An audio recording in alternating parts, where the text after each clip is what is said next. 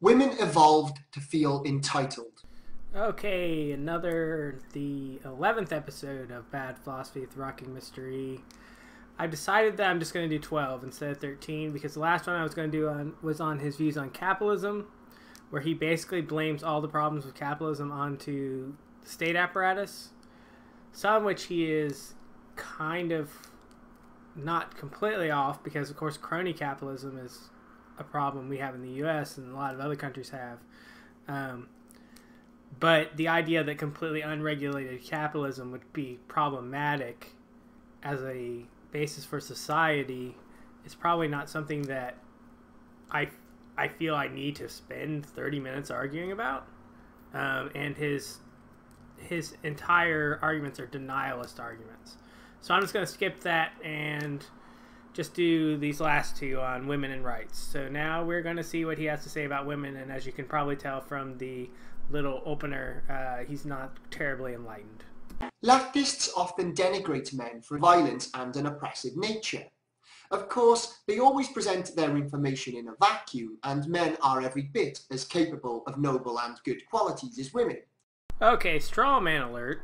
We have a society that basically encourages men to be more aggressive, and it used to be that men were taught to solve problems with their fists. It's changed a lot. There's still some men who feel that way.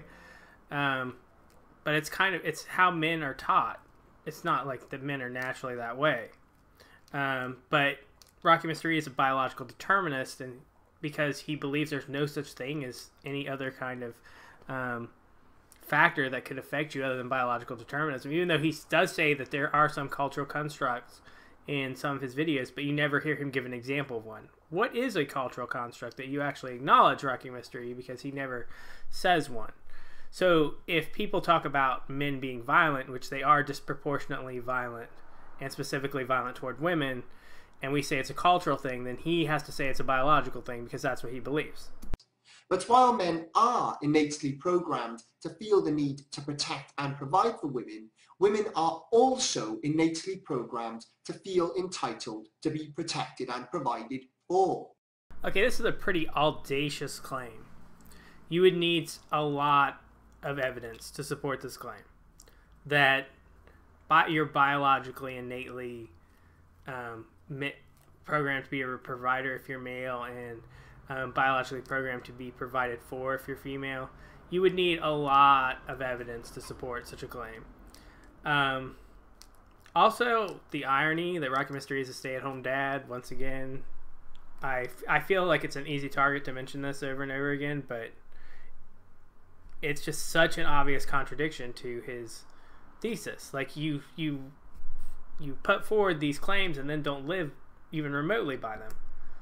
Before I go on, I want to state to those that constantly repeat the "not all women or men are like that" fallacy that in this video I am concerned about general tendencies, not exceptions. Alright, once again, you would have to find a way to prove it's biological, not cultural. Now, exceptions, he calls that a fallacy. Like saying that not all women are like this and not all men are like this is a fallacy, but it's completely valid to say that. You can argue based on general tendencies, I suppose, but general tendencies tend to be like cultural, would be my argument. Like, there is definitely a difference between, say, like African American culture in the United States and Latino culture in the United States. There are differences between those cultures, but they're not like biologically ingrained. You'd have to be stupid to think that. So to make this broad generalization, it's like the burden of proof falls on him. He has to make the claim. Since he's making the claim, he has to provide the evidence for the claim. Women are natural communicators thanks to female brain skills. Female brains are also very good at multitasking and highly tuned to empathy. Female brains evolved so that their eyesight allows them to have strong peripheral vision, meaning they could spot predators from the side more easily.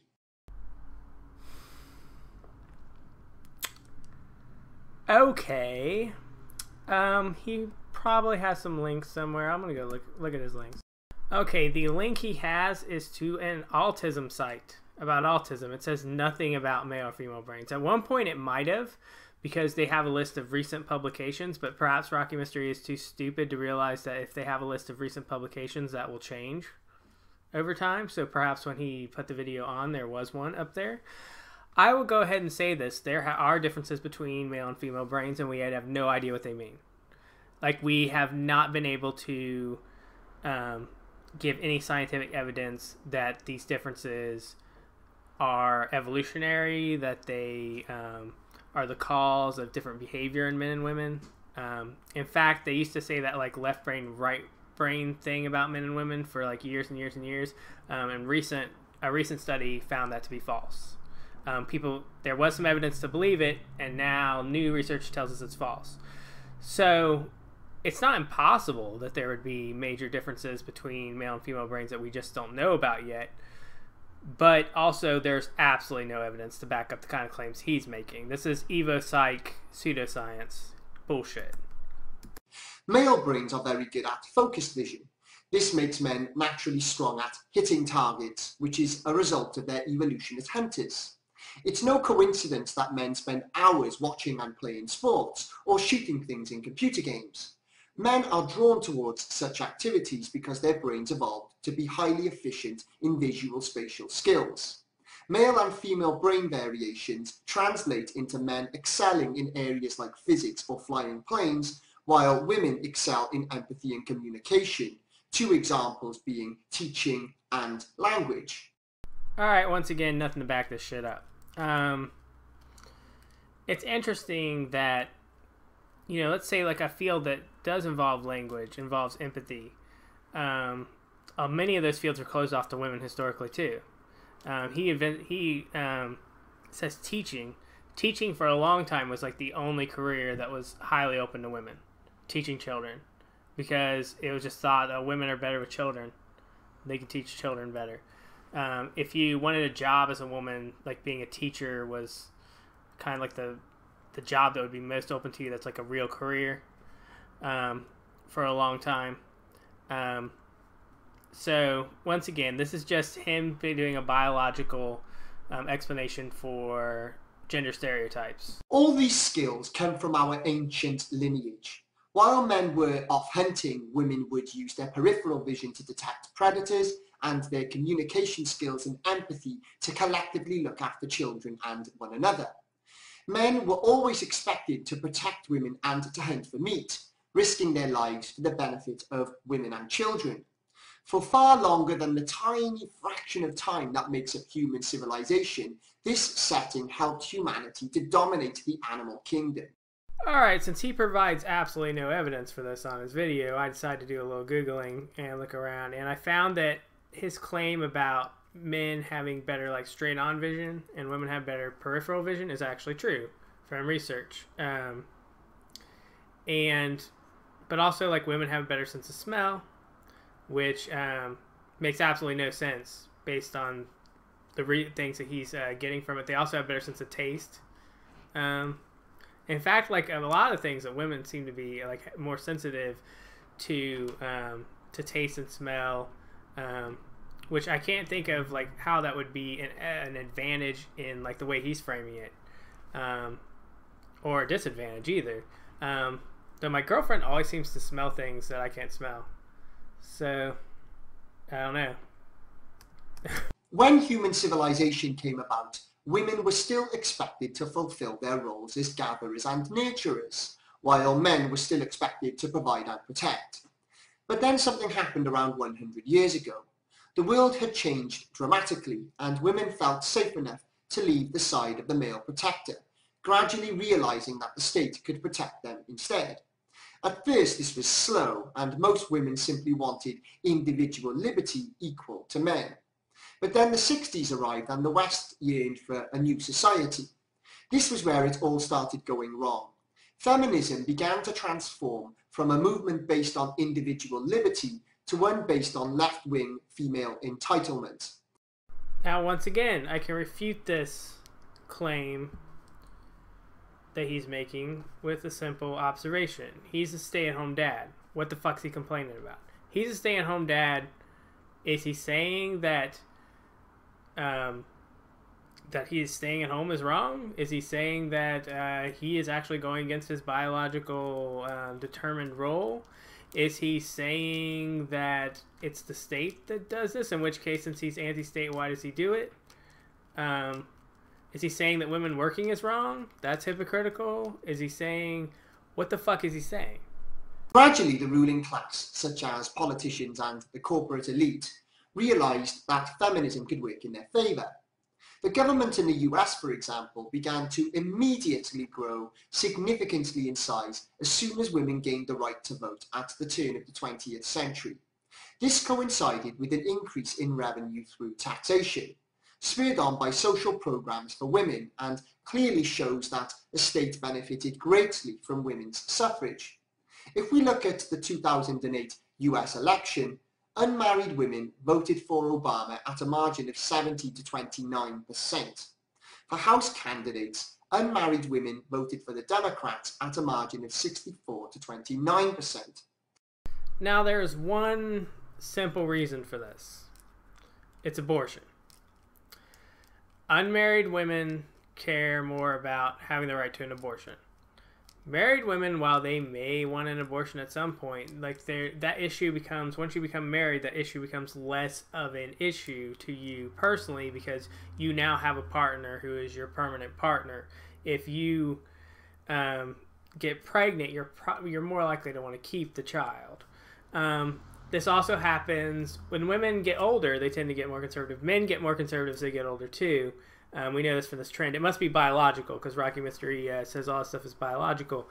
My mother became pro-life when about time she hit menopause. Been pro-choice her entire life, and she never had an abortion. Started having children at a young age. Decided to keep a child that she had as a teenager, but had always been pro-choice regardless. But when she hit menopause, suddenly she became pro-life. Totally makes no sense whatsoever. She is like kind of religious, but not a fanatic, because she supports gay marriage and things like that. But just suddenly she became trying to figure out some kind of conspiracy or some kind of like direct causal relation between people's political ideologies in this way, the way he's doing, like saying that people who are more liberal are people who rely on the state. No, people who are more liberal tend to be more educated. And in a lot of cases, like in Obama's case, he's never going to mention when Obama was elected the first time, he was voted in by one of the demographics he won were people making over $250,000 a year. He won that demographic, even though he said he was going to raise the taxes on those people. So that's a refutation of his idea that it's the people who are benefiting from the state or feeding off the state who are voting Democrats in. That's complete and utter bullshit, because there are other factors. There's not a single factor. While it's not like it's like 0 single women vote Republican. It's not like 0 married women vote Democrat. It's but the abortion issue is probably a big factor. As well as some of the other horrible things that Republicans say about working women. Overall, 56% of women voted for Obama over McCain. All this information, of which I will leave links below, tells us that women statistically vote for bigger government. So those who refuse to acknowledge that modern women turn to the state as a substitute father or husband really do need to open their eyes. Why did Obama win the majority of people with postgraduate degrees? Why did Obama win the majority of people making over $250,000 a year? Answer that question, Rocky Mystery, and then we'll talk about how other people need to open their eyes. Why does this happen? Well, as I've shown, women evolved to expect to be looked after. Hypergamy is one example of this. Women traditionally married up in the social ladder, taking a husband who is from a better financial background to her. In return, the woman bears the man children and is a nurturer. But just because women don't turn to men as much in our modern society, it doesn't mean that women have stopped expecting to be cared for. Yes, it fucking does. The whole point of feminism is that women don't have to be treated like property anymore. Recently, I was reading Jane Austen, which I never really cared for Jane Austen. I was reading Emma. Previously, I read Pride and Prejudice when I was a teenager and liked Pride and Prejudice. But every time I tried to read another Jane Austen novel, I've hated it.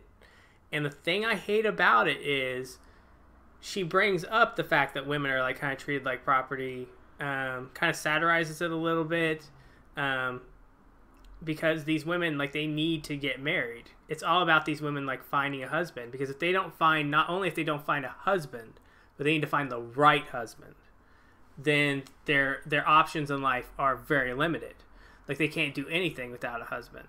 But Jane Austen tends to like bring this stuff up, or like it's front and center in her work, but yet she's kind of like, oh, this kind of sucks for women, huh? But what are you gonna do about it? But she is writing in the early 19th century, but it's just so she accepts the conformity. She like even Pride and Prejudice, which of the four I've read so far is the one I like the best. She satirizes that courtship rituals of her society, and then at the same time reinforces them in the end. Like, it's very odd to me that Jane Austen is considered just such a great English author, though like her books are witty and well structured, with sometimes with very interesting characters. But the fact that she's just so accepting of this kind of thing kind of bothers me. It amazes me that like so many modern women read Jane Austen and still love her. But like, that's really how women are treated, and he wants to go back to that. He hasn't demonstrated shit. Like, his links don't demonstrate shit. There's nothing scientific about anything he's demonstrated so far. At the same time, men still feel the innate desire to look after women, and many men with influence exercise this yearning, like judges and politicians. This phenomenon is known as gynocentrism, and despite what leftists and feminists will try to tell you, most men go out of their way to make women happy. So it doesn't take a lot for a disingenuous group to exploit this, given that women expect to be protected and provided for, and men are programmed to give women what they need. When the state saw the opportunity to grow and feminists saw the chance to gain more power for women, the two forces came together to demonize men as the complete opposite of their truly compassionate nature towards women. Alright, this is just a conspiracy theory. It's just a fucking conspiracy theory. There's a theory about how this is like a theory about how we actually live in a matriarchy. Because the state is feminine. The state is a giant vagina that is going to envelop us all. That's what it is. It's like a lot of science fiction writers have tried to imagine what a matriarchal society, and a lot of literary writers have too, would actually look like, and it's actually rather difficult because a lot of times they just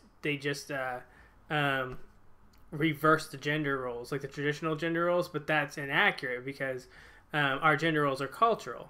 It like never works when you do that. It like always feels kind of false. And it's not because like men and women are biologically that way. It's that it's hard to say that if you lived in a matriarchal society, how the gender roles would have developed. So I've seen a lot of writers try to do it, and every writer ends up with a different idea. Because it's hard to imagine what the world would really be like if women were given the kind of privilege that men are given. And the fact that it's so hard to even imagine that just shows you how much bullshit this is, because they are saying that we live in this. We live in this place. I don't see any evidence of women giving privilege at all. I see some evidence of kind of, I don't even want to give them any credit, like kind of like women being seen as something that needs to be protected.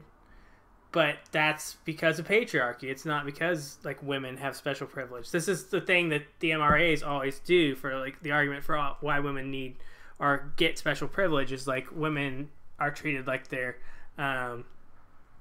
delicate, and like the thing is, like if a woman pisses me off on YouTube, I go after her just as hard as I go after a man on YouTube. There's just a lot more fucking insane men saying crazy things on YouTube than women saying crazy things. Like, the only woman on YouTube I can think of that kind of pisses me off on a regular basis is Jacqueline Glenn, and her trolls who have come to the times that I've the 2 times I've addressed her in a video have been the meanest.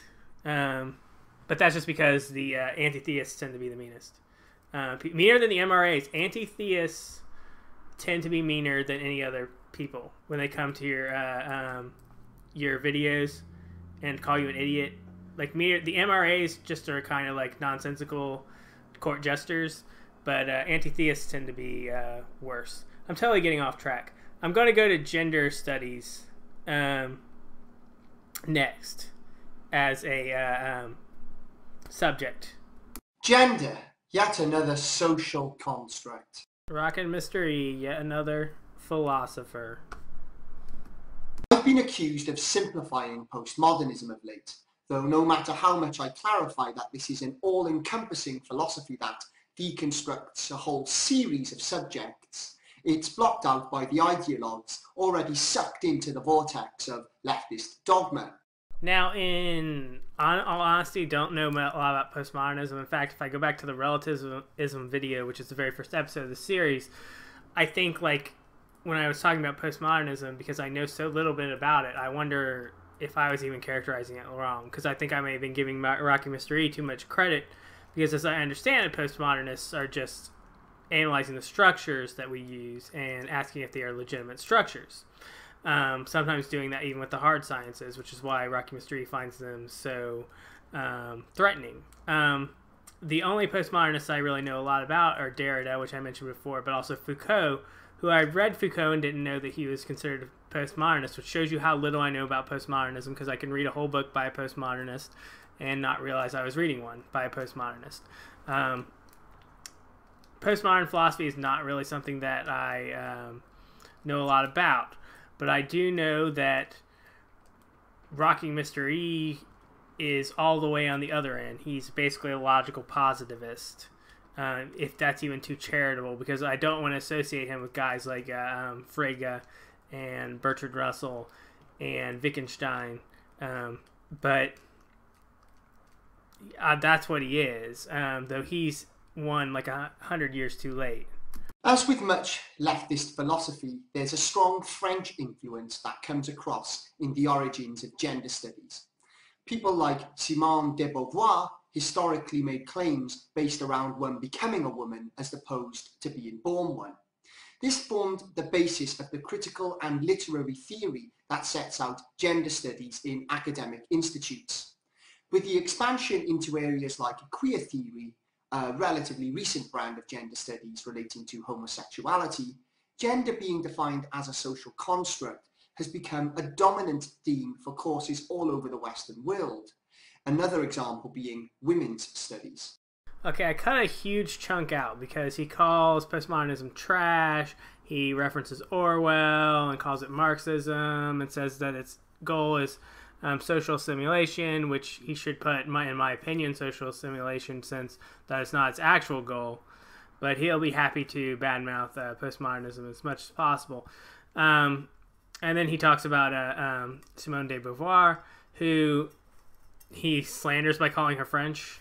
But an existentialist, her and Sartre are the only philosophers who are labeled existentialists who actually call themselves existentialists, because there really is no such thing as existentialist philosophy, because it's a name that the media gave to a bunch of philosophers who have similar viewpoints on things.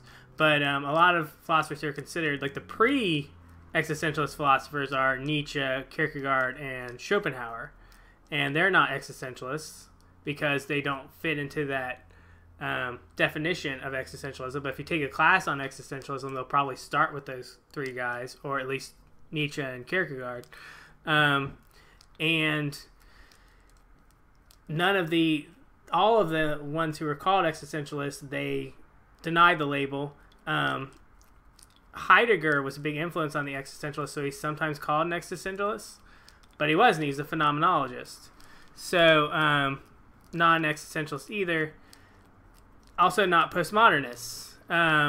Existentialists are kind of continental philosophy, which kind of comes out of Nietzsche and Kierkegaard and began with existentialism, and now postmodernism is kind of the dominant method of continental philosophy, is more similar to sociology and psychology, whereas analytic philosophy is more similar to like your natural sciences, your supposed hard sciences, or mathematics. Also interested in language.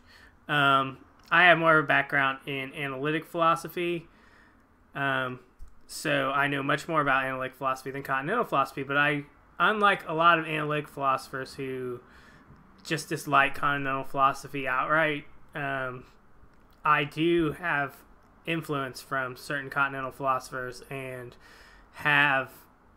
consider it valid. Like, he's going to say it's not valid at all. You won't actually find that a completely like unpopular opinion among certain philosophical circles. Like, certain analytical philosophers or analytical philosopher groups will have nothing but disdain for continental philosophers. But he's going to have to like show you how what they say is invalid, which I don't think he's up to it. I could spend the duration of this video making logical counter-arguments.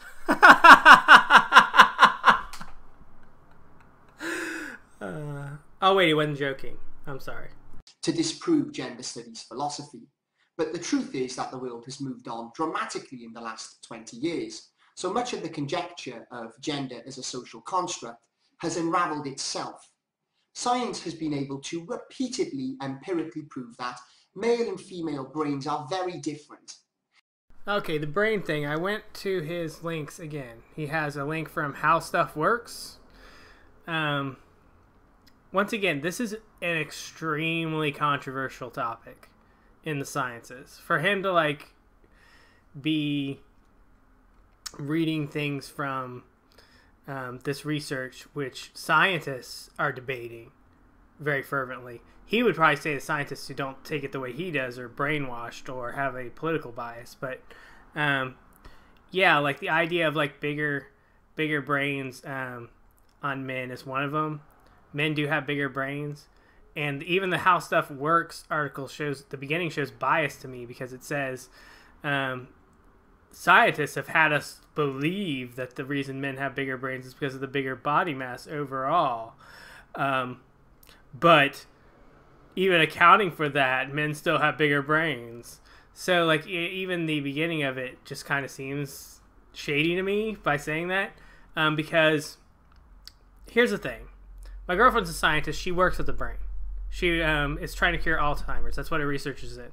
She works with the brain. She is very skeptical about these MRI research, and reading like Sam Harris's work and stuff like that. She finds it like very bad science, particularly him, not other MRI neuroscientific research.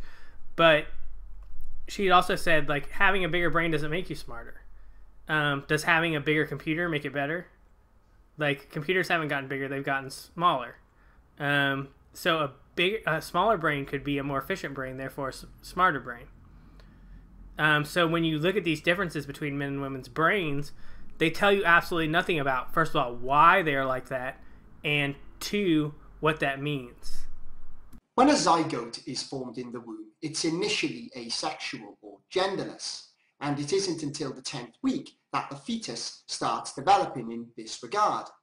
It's during this period that scientists now know to be pivotal in the development of a human being. The hormones administered to a fetus directly affect the character of all of us for the duration of our whole lives. Androgens or estrogens flood the fetus, and depending on the amount it's exposed to, will dictate the nature of the growing human being. A male given a lot of androgens in the womb will develop masculine skills like athleticism, logic, or spatial ability. A woman exposed to a lot of estrogens will develop feminine traits like maternal instinct, communication, or peripheral vision. Okay, this is a really horrible oversimplification. But I love how he, like a lot of these guys do, give logic to men. Men are just super logical, except for all the female mathematicians and logicians and computer programmers and Like, a lot of times on the internet, like, these fucking MRA trolls will talk about the internet, and they'll talk about how... Because a lot of these guys, I think, work in tech fields. And I think so. A lot of these guys are, like, code monkeys, and they work in male-dominated fields. That's why they're so sexist. Or they're sexist because there aren't a lot of women around, or they chose to work in those fields because they're sexist. One or the other. But a lot of these guys are, and they seem totally ignorant, like how many women contributed to these things, to the internet, to computer programming, like the history of women. And the thing is, we don't teach the history of women. A lot of times, just like we don't teach the history of African Americans. There's a book in psychology about the history of psychology, just African Americans in psychology, because they're cut out of most textbooks and things like that. Like, they're not mentioned. Like all these great African Americans in just that field of psychology. And there's a book called Even the Rat Was White, is what the book is called, which is just about the history of African Americans in psychology, and it makes you realize how much they were cut out. Their contributions are cut out. Women's contributions are cut out all the time in our culture. This is supposedly in academia, that left-wing crazy conspiracy theory that's supposed to promote female superiority and left-wing values. From academia, they cut them all out of the textbooks. It's been a complaint for a long time that women are constantly cut out of textbooks.